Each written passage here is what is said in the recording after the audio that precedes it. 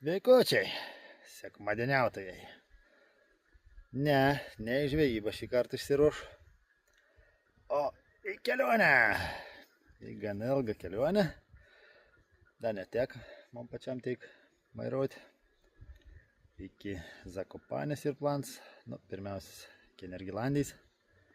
Atim panašiai, apie 10 valandų kelią. Šį vakarą išvažiuojam, tada važiuoti per naktį. O kodėl per naktį? Tada kai tik 3 kindziulę, nuo 8 iki 10 metų, skatras dėin neįmanoma važiuoti. Tai tikomės, kad gal naktį bus ramiau senas važiuoti, yra nemygos, tiesiog atsibus jau beveik veito. Tai vyks pasiruošimas. Ir kava, stogą skersinius, stogą bagažienę. Bandysiu užsidėti. Ir čia bandysim susitalpinti nemažą kiekį daiktų. Nežinau, kai šitus skersinius čia gerai užsidėjau, kažkaip dabar taip atrodo, kad gal ne visai gera. Bet jau prisitvirtinau, pabandysim užsidėti bagažinį, tada bus aiškiau matyti, čia tinka, netinka, reiks viską čia pervaržyti. Tai va, gal bus kam įdomu, gal irgi šiom dienom planuojat vykti į ton galą link Zakopanės, Krokuvą, Aušvicus, Nergilandiją. Tai kažkur mes ten bastysimės.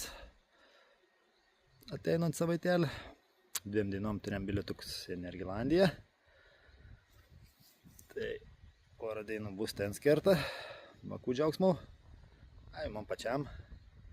Nors ten tokių, kur nežinau. Ar aš išdrįsiu nučiuošti. Matysim veito. Tai vat, vyksta pasiruošimas.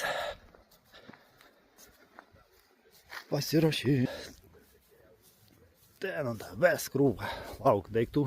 Nežinau, kur mes šitį planą turim sudėti. Tai čia dar anui ne visi. Čia dar nėra nei palapėnis, nei ko, nes apsistuosiam kempingi netoli Nergilandijos. Ten būsim kokius 2-3 dienas. Paskui iš ten Zakopanę norėtus nuvaryti. Aušvicą norėtus gal nuvaryti. Bet biškvaka gal Aušvico da per mažai. Aušvico istorija. Tai dėl to planą dar neaišku su Aušvicu.